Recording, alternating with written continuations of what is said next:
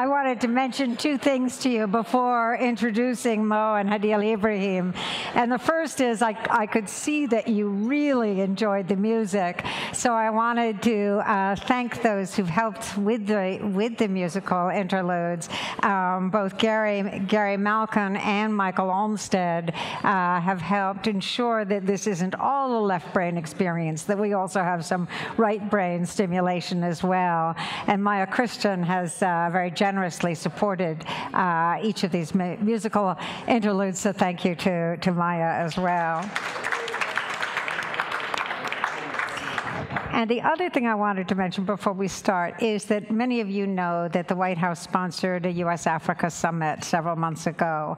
And tomorrow morning at 7:45, yeah, 7:45 in the Roosevelt Room, we're going to have a readout on that. And Gail Smith from the National Security Council staff, who you saw earlier today, will help on that. So I hope that many of you, those early risers among you, will join us. Everybody here knows Mo and Hadeel Ibrahim. Mo founded he started by founding CellTel, and then founded the Mo Ibrahim Foundation and championed the governance index, which we'll talk about a bit. Hadeel is the executive director of that foundation. She's based in London.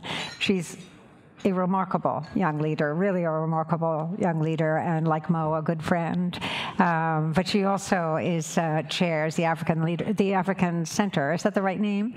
That's based in New York. And if you haven't been there, you must go there. It's an extraordinary experience. So I did want to start with that. So Mo, I want to pick up where Bassem Youssef left off. Here we had a situation where Morsi first Mubarak was tried. Now, Morsi was elected. Morsi has been ousted. He's been tried. Amnesty International has called it a sham, sort of tit for tat justice. What do you say? I said, unfortunately, in many of our countries, actually, there is this culture of winner takes all, and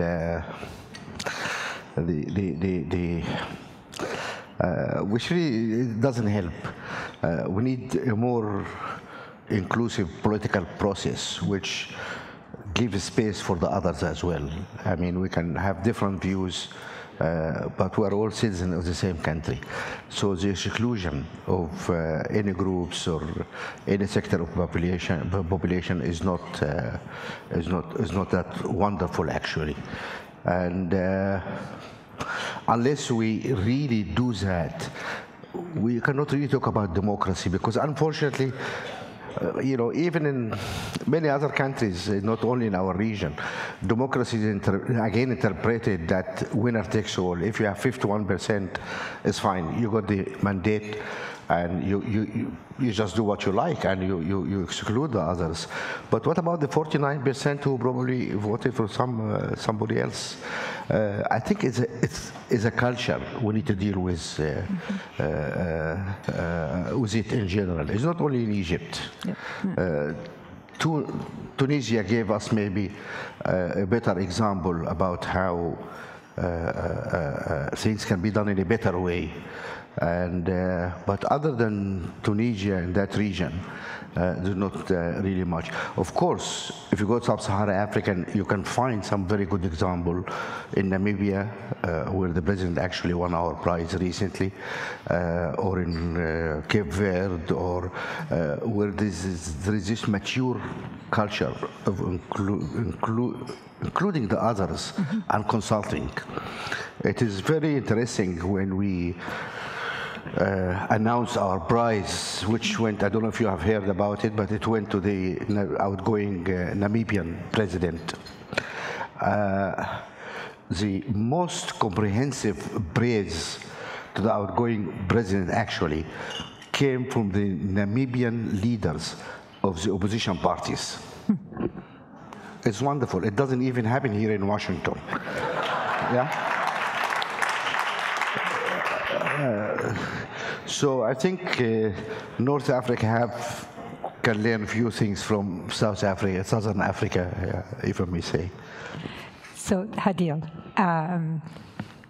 all these young people were so hopeful. We were all so hopeful. They're obviously no closer to their goal under LCC than they were under Mubarak. What happens in a situation like that? Do they become cynical, or they go and organize? What happens in a setting like that? Well, I think the challenge is to guard against apathy, as mentioned before. But I also think we're not necessarily telling the story as it's playing out. I think we've got really, the way we're told the history of America or the history of the UK is in this linear 1492 and 18. Actually, the history of countries now is much more lateral. It's much more global. So I would say that part of the success of the Arab Spring can be judged in the Occupy movement. You can look at these protests that have happened across the world since 2011, be it in Turkey or in Hong Kong. A fuse was lit in the Arab world, and it's going around the world. And maybe in 5 or 10 years, it will come back round to the Arab Spring at a moment where the democracy has been deepened and entrenched and people are ready. But our media organizations, none of us really understand what a fully globalized, connected world means. Revolutions will no longer be linear in that way. They're lateral. People are watching what happens, changing a little bit, changing a little bit, changing a little bit, and it's a kind of domino effect. And I think if we see it in that way, we can find a way to maintain hope. One philanthropist, an African philanthropist, recently took some of the activists from Ferguson, some of the civil rights activists that have grown in Ferguson, to Gaza. Took them to Gaza. And there was a dialogue, and these people who probably knew nothing about Gaza before built relationships and had dialogue about what the state monopoly of power entails. And that's the world that we live in now. And I think how we begin to understand that and tell those stories and mobilize around that is what will give young people hope. And I think to judge the young people in Egypt, as you said, 18 days or 2 years or 3 years is unrealistic. But I look at the fact that the people in Burkina Faso last year said no to another term from Compaoré. I would hope our brothers and sisters in Egypt felt proud of that, because without one, the other would not have happened. Yeah, I see you have some friends over there. I know. Did you? Friends. Can I just add something? And I hope people appreciate this. Just we need to look at history. French Revolution, how long it really took, how much blood was shed, how many wars, until, look at the German nation. What is the German nation? How long it take to form the German nation? And the problem actually is many of the countries in the, talk about the Middle East essentially now, many of these countries were created really by suspicious agreements, Sykes-Picot or the Ottoman Empire or whatever. People just throw piece of paper and draw lines. This is yours, that's mine. This is French. This is English. This whatever. And so, how to forge a nation? How to create a modern state? It takes time, and. Unfortunately, while this happened in Europe a few hundred years ago, or even the United States here, how long it took here to create this United States? It took a civil war. It took war with Britain or other. But the problem for us in the region is that happens all in the glare of the lights of the CNN and the BBC, etc. And it is so much out there, and people is like a soap opera. People want the conclusion when the guys get married and happily go off, and it is not like that. It's going to take time, and people have to learn democracy. What is democracy? What is to accept the other? What is to be a citizen, regardless of your religion, your color, your gender, or whatever? We need time in order to do that. So it is a process, and we have to be patient. Yeah. Now, both Egypt and South Africa are two countries that went down in your index in your index of governance. And in fact, I know you gave a speech a couple of years ago, the Nelson Mandela speech in 2013, in which you decried, you pointed out inequality within South Africa. Now we've had this anti-immigrant violence in the past several weeks, several deaths. Is there a connection between the fact of inequality and these sort of perhaps misplaced resentments toward immigrants? Well, I said what I believe. I believe you listened to, well, whatever, you watched that speech. But we have to be really honest in dealing what was going on there. And we criticized a lot the apartheid regime. We did more than apartheid. We demonstrated, we boycotted, and we need also to be critical of the ANC and what is going on. And as I said in my speech there, as a friend, because South Africa is very important for us in Africa, that there is some challenges for the regime. Youth. There's high unemployment among young people in South Africa, almost 40 or 50% unemployment.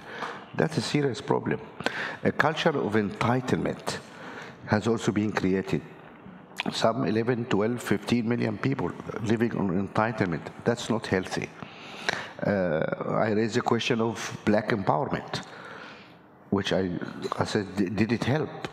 I mean, in what I couldn't understand, how can we help the black masses by creating a tiny bourgeois black people there? I mean, what's the difference between a white capitalist and a black capitalist? What's the difference? And did that really help the people there? But it was a slippery road to corruption, because people who are close to those in power go to these lucrative deals in black empowerment. So that was not, in my view, people needed to review that. The situation of women in South Africa, the situation of inequality. South Africa was the least equal society. So it's legitimate to ask, 20 odd years after the independence, is it acceptable for the party of Mandela to preside over a country where the inequality has actually increased? I think it's not acceptable. So we need to raise these questions, and there's no point in pushing things under the carpet. It doesn't help. So in our conversations in Africa, we need to be honest with each other and say the tough stuff. It has to be said. And actually, people accepted this. I mean, all the government was there in the lecture room, and they gave me a standing ovation. I said, okay, guys, I agree. What are you going to do about it? So I think we need to have that difficult conversation among ourselves if we really need to move forward. And Hadeel, so fully half of the population of South Africa is under age 19.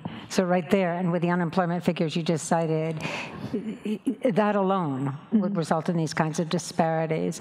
Talk a little bit about the youth in South Africa, the degree to which they feel politically engaged. It sounds like that they're cut out of the economy to a large extent. Absolutely, but I think youth is one issue that you can speak to across the continent, because that figure is true. The fact that 50% of Africa's population is under 19 is a Pan-African statistic. One of the challenges is that, if the average age of an African is 19, the average age of an African head of state is about 62 years old. It's a massive gap. And what does that mean in terms of how you understand the world, your perspective on... my father and I see the world quite differently, and we've worked together, but we've worked together. We share, politics perspective, but there's a gulf. Now, what happens with less sophisticated and open-minded people than him it's a big challenge, the marginalization of young people. And one thing I realized working in a sort of leadership position from a young age was that I actually felt I encountered more sexism in the West, America, Europe, than in Africa. But because, African strong female paradigm, most African men I know are scared of their mother. They're scared of their mother. It's the paradigm. So when you see someone like President... So when you see... Those African guys know it's true. So when you see a female African head of state or now a woman running the African Union, you kind of understand the spec. So it's interesting. So I definitely faced more sexism, but I faced more ageism in Africa. In Africa, you must wait your turn. You must respect your elders. That's true. But if I were a 17-year-old living in much of the continent, why should I respect my elders? Looking around me, what exactly have they done that they or I should be proud of? So the challenge is, how do you, and how does and a lot of the generation in this room, how do we create a constructive bridge that allows young people access to jobs and brings them into political processes? Because the alternative, a rejection of the entire system, burning down the presidential palace, will really undermine the development gains of the last 20 or so years. And, if 50% of the population is under 20, my argument is, why burn down the palace when you can take the palace legitimately? You don't... Just if everybody under the age of 35 votes for you, you've won. Right? That's revolution. Win democratically. So, the demographic, we talk about it as this demographic bulge. Is it going to be our best asset this century? Is it going to be a crisis?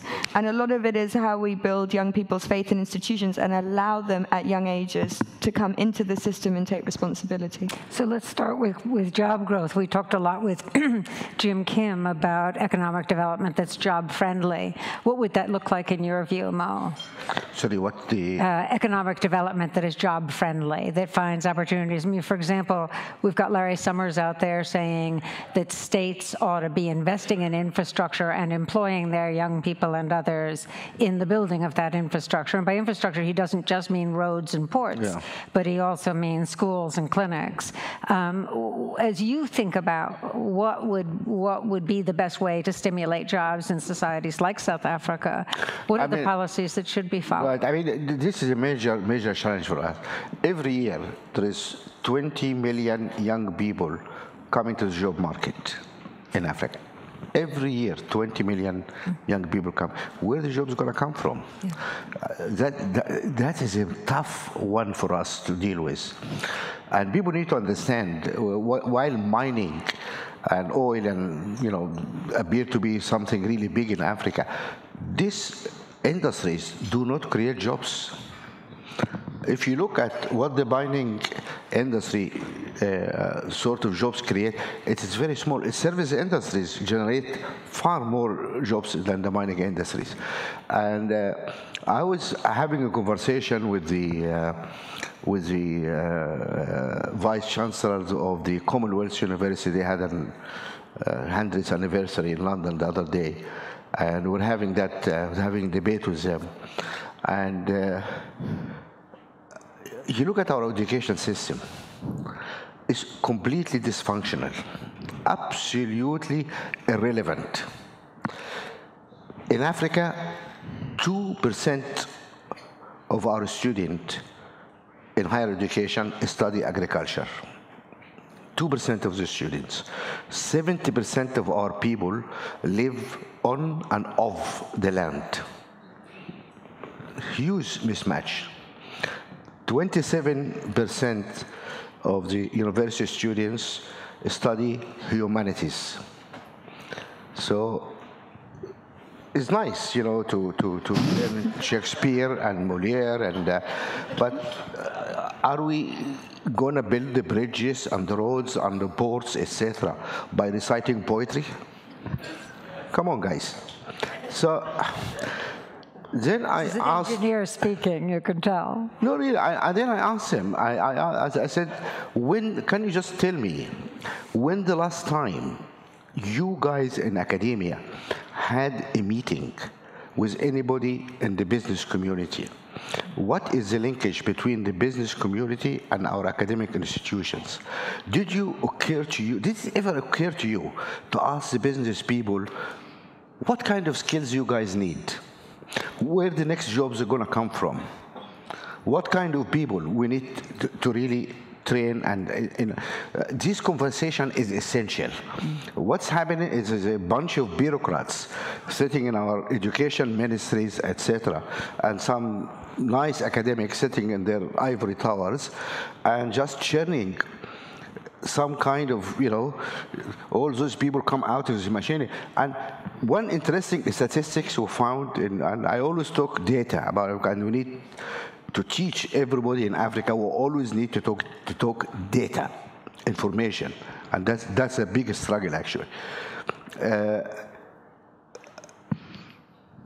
higher educated you are, the less chance you get a job. Think about that. What a waste of money. So that's, in my view, is a major challenge, and that challenge lies completely in the lap of the governments, because the governments is a really major actually sponsor of education. I mean, yes, we have private education, but it's marginal. But that is the supplier, the universal supplier of education. They need to get their act together there, because if we fail to train our kids for useful job-seeking skills in the future, we are in for major, major trouble. We've seen the terrible news of those 1,000 people drowning in the Mediterranean. Is incredible. It's maddening how those young people are losing their lives. People do that out of despair. Nobody is going to do that trip except this boat, which capsized, is 20 meters boat. You know that, 20 meters boat. 700 people on that boat. How can you imagine 700 people crammed in a 20 meters boat going through the Med? The Med is a very violent sea, by the way. And you don't do that except you are in total despair. That's what we're going to drive our young people to do, to their death in the middle of the Med, or to violence in the streets, if we really don't pay attention. The demographic card can be very useful for Africa, because if you look at the global development in the area of demography, what's happening? China, thanks to the one-child policy, have a huge shortage coming. They have a crunch coming through in the number of young people. They already started shifting factories out of China. Europe, most of European countries, Western European country, has a major deficit in Japan. They stopped having babies. They play bashingo instead of having sex. Okay. And so Africa has a great opportunity. That can be probably the factor of the world in the future if we do it right. But we have to have generate the skills necessary to do that. So it's a two-edged sword. Yeah. So we're not creating jobs, but wealth is being created. I mean, countries throughout Africa are opening and connecting their economies. They're privatizing state-run industry. There's a lot of wealth that has been created. Talk a little bit about entrepreneurship, which is a big part of that. And then I also want to talk about trade within Africa. But you left Sudan when you were, 25? Or? 23, something. 23. Yeah. You already knew you were an entrepreneur. You had that drive, that creativity. Could you have succeeded in the same way had you stayed in Sudan? And if you were that 25-year-old again today, where could you succeed in the way in which you did? I have a better question for you than that one. If Obama's father took him to Kenya instead of leaving him in Hawaii, what do you think Obama will be doing now in Kenya? He will be probably driving a bus there. Yeah? And that is for lack of opportunity, in the case of entrepreneurship, you need a certain ecosystem. You need the rule of law.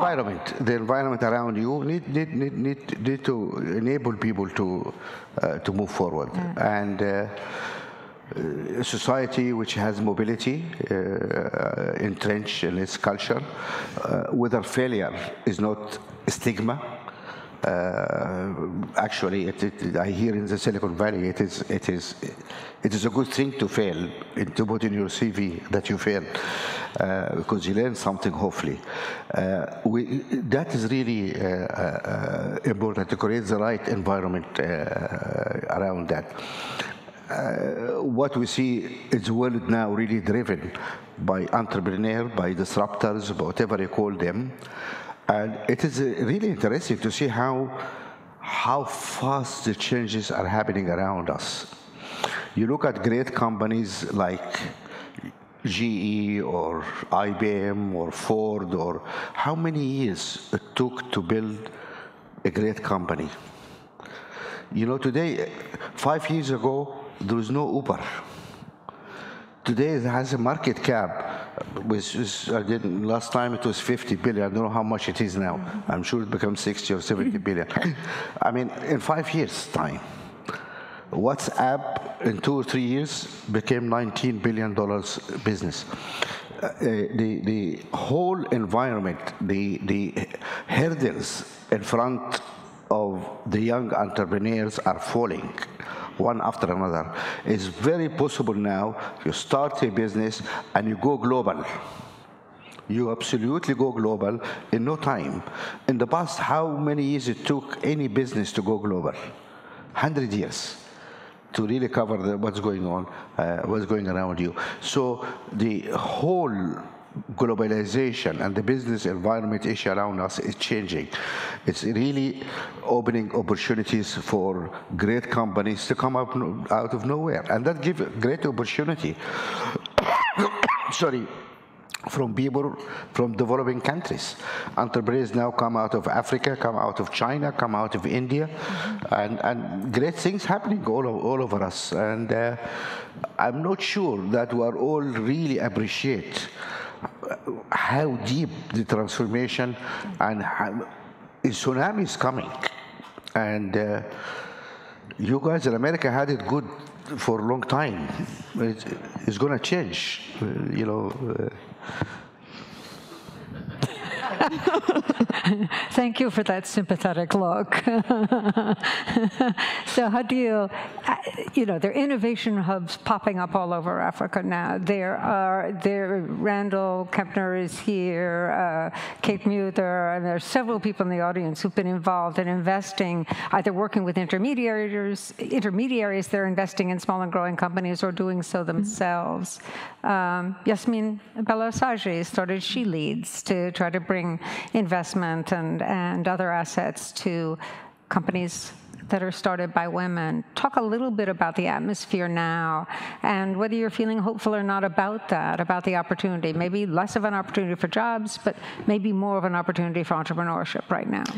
Yeah, certainly there's a great opportunity for entrepreneurs, but you know, what are the young people on the continent going to need? The right kind of education is one thing, but just access to capital is a problem. Yep. You know, you can create a reasonably enabling environment, but if you don't have seed funding for your enterprise, it's a real problem. So, you know, in talking with, you know, there has been this huge enthusiasm for microfinance, women-led microfinance, which we won't go into it, but is there. You know, my challenge is, you know, who's setting up an investment bank for young people, you know, or some entity that's going to lend only to people under 25. Mm-hmm. that's really focusing on young people in Africa who understand the market, who understand how other young people consume, I would be willing to go into any class of 16-year-olds on the continent and ask them, who do you think in this class you would give $50 to start a business? They would know. I mean, there's different ways of, bringing in young people as loan officers. I think it's going to be a whole different way of thinking about how you give people who understand their own generation and their own market the resources to succeed. And I think we don't even have anything close to the infrastructure for that. So yes, there are opportunities, but how do you get from a foundation based anywhere in the world, or USAID, or corporate social responsibility money down to that very particular level? I mean, that's going to be a real challenge. Yeah, but if you allow me, Hadeel, just to avoid confusion here, I don't believe microfinance is the way to do development. We have to be clear about that. Microfinance maybe have a role in poverty alleviation, give a poor woman a sewing machine to help or do this or do that. Business needs serious funding. It's not $50. Sure. Okay? So let's not confuse it. And certainly, the challenge is in that small and medium enterprise funding for young people. That's very much the space that I'm referring to. Angel investors and the PE industry, of course, need. But what's good also, we can see people moving. Now, more and more of these funds are moving into Africa. When we did CellTel in Africa, we had to fund the whole company by equity because banks will not fund us. We're very profitable, extremely profitable company, but banks will not deal with us. And now, the situation is completely different, at least in this kind of business areas. There is much more depth and capital and much more interest in funding, but still, funding is available if you need $10 million, $20 million, $50 million, that's much easy. You get it. But if you need $500,000, that's not. This is a category of funding, and I don't know what the IFC is doing about that, but this is a difficult bit, how to do this lower end of investment or even angel investment. We don't have angel investors in Africa. What you find out is if you sit at the same dinner table, Anita, with Mo, he calls you out and asks you for the IFC to step in. So you're just, your strategic seating, you were paying the bill now. Data. You said, Mo, you mentioned data earlier, and you said that a government can't really function without it, right? Without core data. Talk a little bit about the role that you've been playing, both in aggregating data on government performance that you share with governments, but also you make that data public. So in essence, you're providing citizens the tools to evaluate how their governments are doing. So talk about the role of data and your index. Yeah, I mean, from the start, if we're really concerned about the development, and when I finished business and decided to give my money to do something good. I mean, I know you are all do-gooders. And so I was one of you, and I said, I try to do something good. And you can take some blankets and baby food and, go to a refugee camp, and that's wonderful, But for me, my question was, why are our people poor? You look at the data. Africa is a huge continent. You can put all of Europe, you can put China, you can put India, you can put United States of America and Canada in Africa and still have more space. That's how big Africa is, physically. And Africa is very rich in resources. On the land, under the land, beneath the land, and in the seas around it. It's very rich in resources. All the African people are less than 1 billion people. That's far less than India, far less than China. Okay? So you look at this, you say, okay, those people should not be poor. There's not many of us, and we have all these resources. Why are we poor? And the answer, what I think is the right answer, we are poor because the way we run our countries, the way we managed our resources, whether human resources or physical resources. That's why we are poor. There's no other reason. So how are we going to deal with that? The answer, again, for me, is very clear. It is the governance and leadership. These are the two big elephants in the room. Nobody's dealing with that. Nobody dealing with that. I mean, Jim Wolfenson tells me that when he was president of the World Bank, in 1996, he wrote a speech, and he wanted to use the word corruption. And the legal counsel of the World Bank brought him and said, Mr. President, you cannot use the word C here in the World Bank. And he said, why? You know, because Jim comes from the private sector. He's not a bureaucrat. So he said, half of your board sitting here come from countries who are extremely corrupt. How are you going to use the word corruption? He said, no, I have to use it. So first time the World Bank used the word corruption, mentioned the word corruption, was in 1996. That's how the whole community was really doing nothing about it. Of course, we had the Cold War, and the two superpowers don't care about governance. You know, just interested in client states. And if you are my client, as in the word of the American ambassador to DRC, about Mobutu, he's a bastard, maybe, but he's our bastard. So please give him money. Order the World Bank to give him money.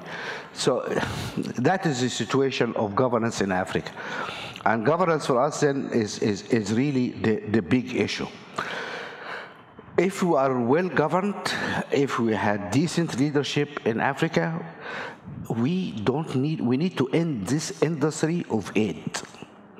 And you guys, philanthropists, you better now take up golf or do something else. because there is no need. There's no need for you. I mean, if we manage to achieve that development, that is the only way to achieve, in my view, that's the only way to achieve development. Yes, we very much appreciate all the help people giving to alleviate suffering. I mean, Bill Gates is one of my heroes, what he's doing. But I would do things differently. I mean, yes, we need people to bandage and take the pain, but we need the long-term solution. The long-term solution is that governance. How we deal with that?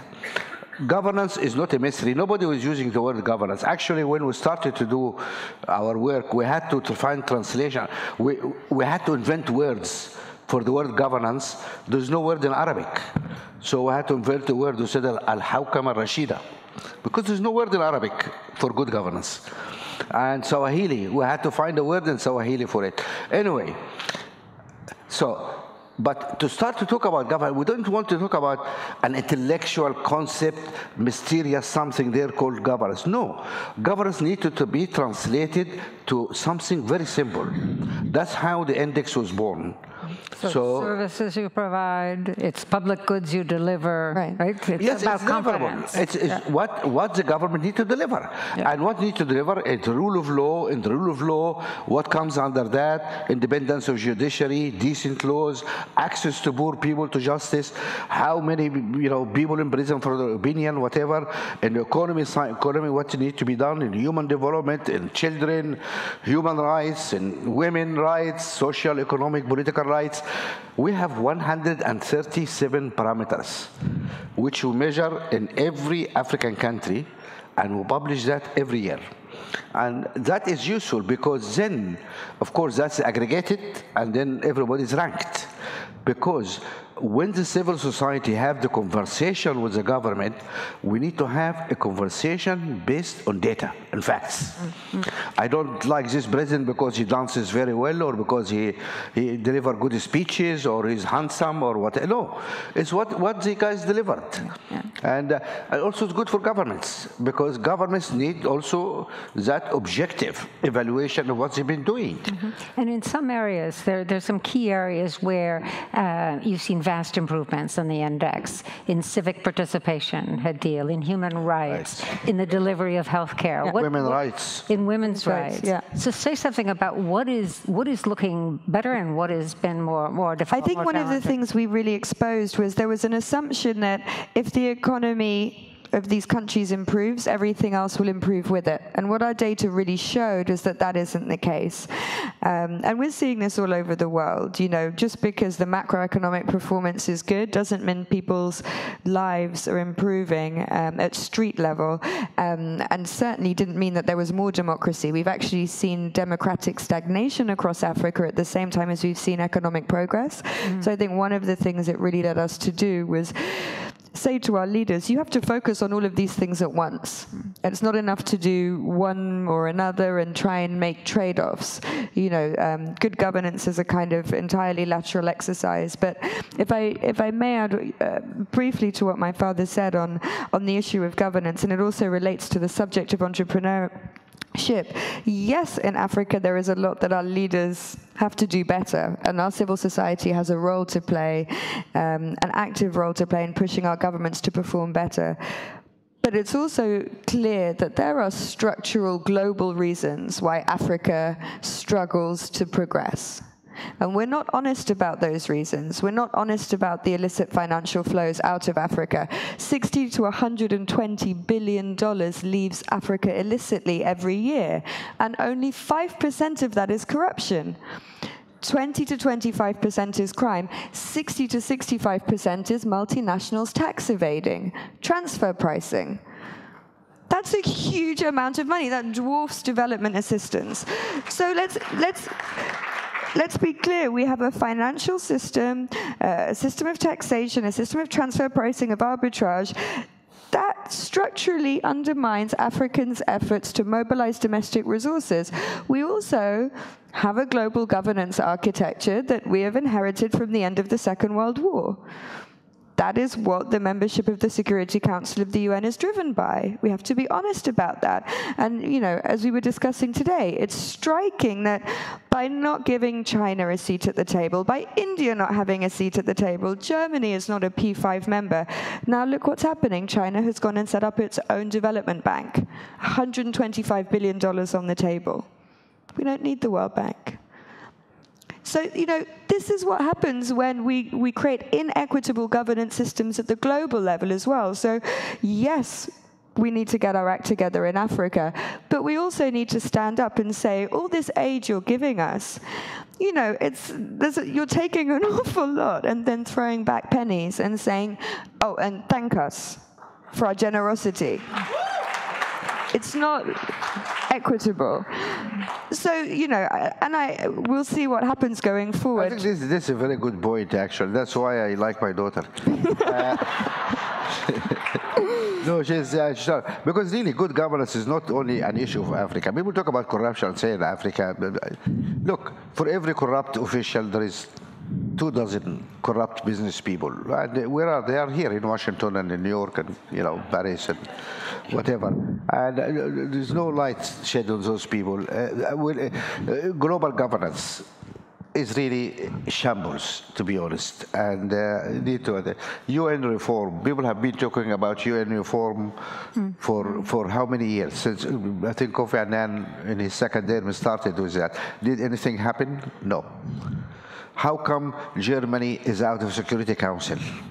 How come Japan is out of Security Council? You know, the answer is they lost the war. Any of them is much bigger than France or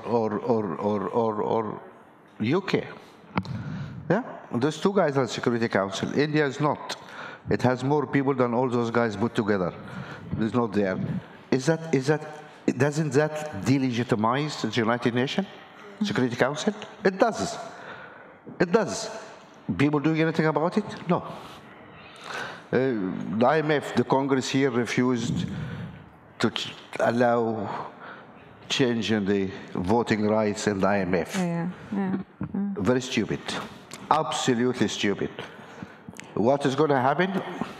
People will go and form their own banks, as they said.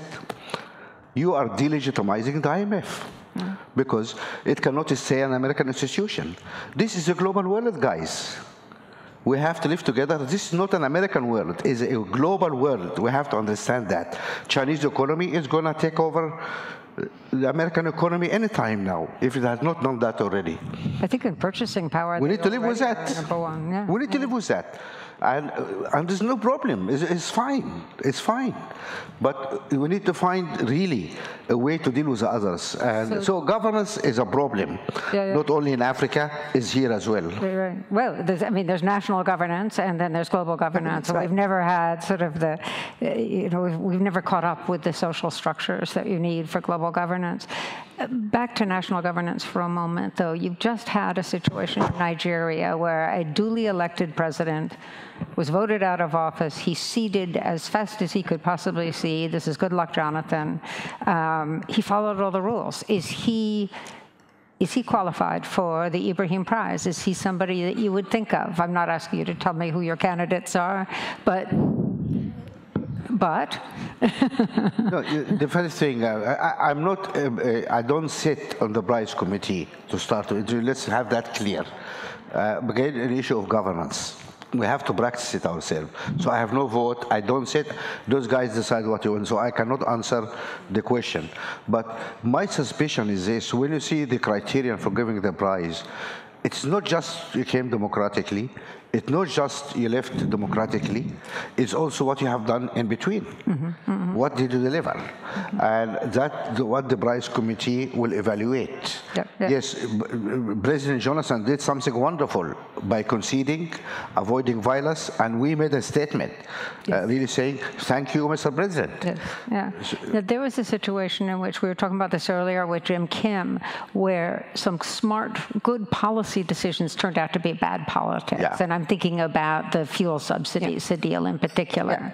And of course, he was hurt very much for his inability to cope with Boko Haram. All three of us are friends of Ngozi Okonjo-Iweala, the finance minister in Nigeria. Talk a little bit about the leadership that she has shown in that role and previously at the World Bank. Will you start? No, Ngozi is a wonderful woman, and although I think Jim, our friend in World Bank, is a wonderful man, I think we made the statement at the time that Josie should have had an equal chance really to compete for the job. And again, issue of governance. You American guys showed on your man before any sensible debate takes in there. Anyway, so I like Ngozi. She's a friend, and some time ago, when she used to work for Brookings, in between, she was also a member of in the foundation. So we work closely with her. I think she operated in a very tough environment in Nigeria, and I hope she'll come out of it unscathed. It's very tough to be a finance minister in Nigeria. It's very tough, and Hakeem here can say something about that, maybe. So, well, speaking of Hakeem, I mean, I think one of the striking things is to see emerging philanthropists or emerged philanthropists in Africa who are choosing to invest in ethical leadership. And that's something Hakeem is doing through his support of the African Leadership Academy in South Africa, but also the African Leadership Network. I put a lot of stock in things like that. Hadeel, what do you think? I think it's a real challenge, because when you get into the business of picking winners, which is basically what a lot of youth leadership work is, you need a really sophisticated or at least unusual methodology so that you don't pick people that would succeed anyway. So how do you find the person that's not on the fast track through life or doesn't have a gift that is just manifest? How do you find the community leaders or the religious leaders, the people in unusual places? And I know from our work with the foundation, we have a fellowship scheme, and Anne Kabagambe from the African Development Bank, who's here. The president of the African Development Bank, the president of the head of the Economic Commission for Africa, and the head of the World Trade Organization used to mentor a promising African as part of youth development. And we were discussing this tonight. It's really difficult to pick people that weren't going to win anyway, and I don't necessarily know the answer to that. But I didn't get the chance to praise Ngozi, but I definitely would like to take a very quick opportunity to praise Nigeria and the people of Nigeria, because what's so exciting, I think, is that they made a choice. A tough choice. This is not a leader that's is coming in promising them milk and honey and throwing money around liberally. They voted for hard work, discipline, getting this country back on track, and I think that's a really interesting message to the rest of the continent, and it gives us hope that, you know, people want functional, well-governed states, and I don't know how many of us expected this outcome from Nigeria, but across the board, it was such a wonderful surprise, and it's such a great example to the rest of the continent. So, yeah. Now, I want to close by asking you about the Africa Center and tell a little story on you in the process. Hadeel and I had breakfast in the summer. Yeah. Some beautiful day it was. We had breakfast together, and I asked her about her vision for the Africa Center. And she reminded me, she said, you know, if this is not a place to bring people together, surely it's a place to bring people together, because we all are of Africa, which of course is an historic and biological truth. So talk a little bit about your vision for the center. Thank you. It's right, for people, it's right on the edge of Harlem. It's right on, is it 119th Street? 119th, 20th. Yeah, right 110, sorry, 110.